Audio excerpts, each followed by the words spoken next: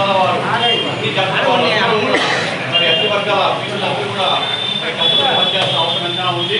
ఎందుకంటే ఈరోజు బీసీలకు అందరూ బీసీలు మరి ఐక్యమత్యంగా ఉండి మరి పనిచేస్తేనే మరి జరిగే పరిస్థితి ఉంది.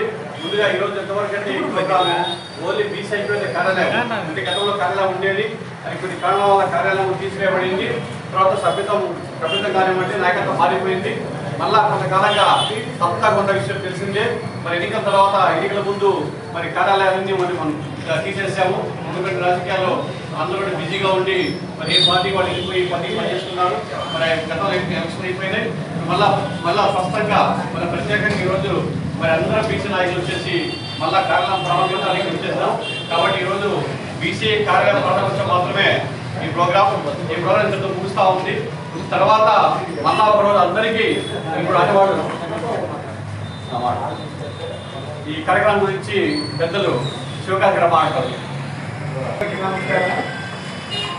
మనము ఇక్కడ పుస్తకంలో ఏం రాశారంటే బీసీ ఐక్య వేదిక రాశారు. దాని కార్యకలాపాలు దేనికి జరుగుతున్నాయంటే బీసీ సంక్షేమ సంఘం ద్వారా జరుగుతున్నాయట.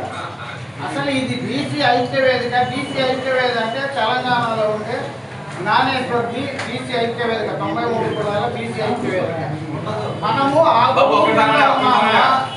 లేకపోతే శంకర్రావు అనే ఆయన బీసీ సంక్షేమ సంఘం స్థాపించాడు. మనం బీసీ సంక్షేమ సంఘంలో ఉన్నామా? ఆ క్లారిటీ అనేది మనకు వచ్చిన తర్వాతనే ఏ సంఘంలో మనం ఉంటే ఆ సంఘం ద్వారానే మన కార్యకలాపాలు నడుచుకోవాలి. కాబట్టి ఆ క్లారిటీ రావాలి మనకు. ముందు బీసీ ఐక్య వేదిక కదా బీసీ సంక్షేమ సంఘమా? ఆ బీసీ సంఘానికి ఎక్కడ ఏ మాత్రం కూడా నష్టం జరిగినా కష్టం జరిగినా కార్యాలయం కానీ చెప్పుకున్నట్టయితే పార్టీలకు అతీతంగా మనం ఆ వ్యక్తికి అతనికి మనం ఏ రకంగా సహకరిద్దాం, ఏ రకంగా మనం సహాయం చేద్దాం, దానికోసమే మళ్ళీ ఒక్కసారి కలిసికట్టుగా ఏర్పడేందుకు నూతన కార్యాలయం ప్రారంభించేందుకు ఒక మంచి నూతన ఆగమంగా భావిస్తున్నాము. కాబట్టి అందరూ సౌలభ్యంతో ఆలోచించి భావించి ఈ కార్యాలయాన్ని నిర్వహణ కోసం ఈ నిర్వహణ భాగం ఓపెన్ చేయడం కాదు. అధ్యక్షులుగా ఉన్నాను జయగౌడ. అట్లాగే ఇక్కడికి వచ్చేటువంటి పెద్దలకు బీసీ సోదరులందరికీ నమస్కారాలు తెలియజేస్తూ ఈరోజు బీసీ కార్యాలయం అనేది ఓపెన్ చేసుకుంటున్నాం. కాబట్టి ఇక్కడ కేవలం ఓపెన్ చేసుకుంటున్నాము కాబట్టి అంతవరకే మనము మాట్లాడుకోవాలని అనుకున్నాము. సరే ఓపెన్ చేసుకున్నాము. తర్వాత పెద్దలు బీసీ ఐక్య వేదికన బీసీ సంక్షేమ సంఘమా అనేటువంటి క్వశ్చన్ చేశారు పెద్దలు.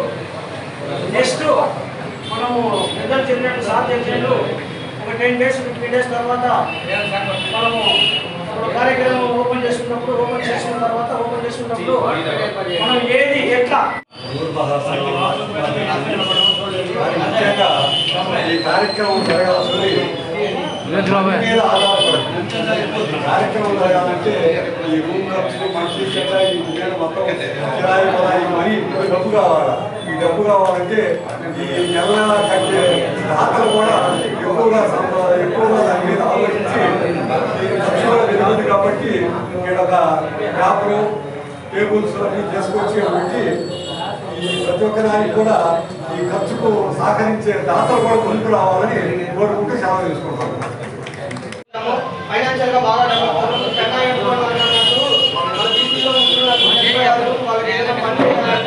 చేయాలంటే మన దగ్గర డబ్బులు ఉండాలంటే మన దగ్గర చదువుకుంటారు లేదా చదువుకు లేకపోయినా దాని దగ్గర పరంగా ఉండాలి. ఇప్పటి నుంచి అయినా కూడా మోసదారుల్లో కులవృత్తుల పరంగా ఇంకోటి కాకుండా ఖచ్చితంగా మనము ఐక్యవేదిక పెట్టినా సంక్షేమ సంఘాన్ని పెట్టినా కూడా మనలో పేదవాళ్ళని ఖచ్చితంగా చదువు వైపు ఎంకరేజ్ చేయాలి. మనలో ఉన్న వాళ్ళని కూడా ఎవరైనా వ్యాపారాల పరంగా రకరకాల ఇంట్లో ఉంటే కూడా వాళ్ళని ఎంకరేజ్ చేయాలి. ఆ పార్టీ వాళ్ళని ఈ పార్టీ వాళ్ళు సహాయం చేయకుండా ఈ పార్టీ వాళ్ళు ఆ పార్టీ వాళ్ళు సహాయం చేయకుండా ఒకళ్ళ మధ్య ఒకళ్ళు రాజు నుంచి పడితే కదా బీసీ ఐక్యవేదిక మనం ఎన్ని పెట్టుకున్నా కూడా మనకు ఉపయోగం ఉండదు. కాబట్టి పెద్దలు ఈ విషయాన్ని గురించి ఆలోచించండి. మన బిడ్డలందరినీ చదువు వైపు ముందుకు పంపిస్తాం. ఆ తర్వాత ఇలాంటి కార్యక్రమాలు మనం పోటీ చేసుకోవాలి. కాబట్టి అందరూ ఆలోచించాలని మనకి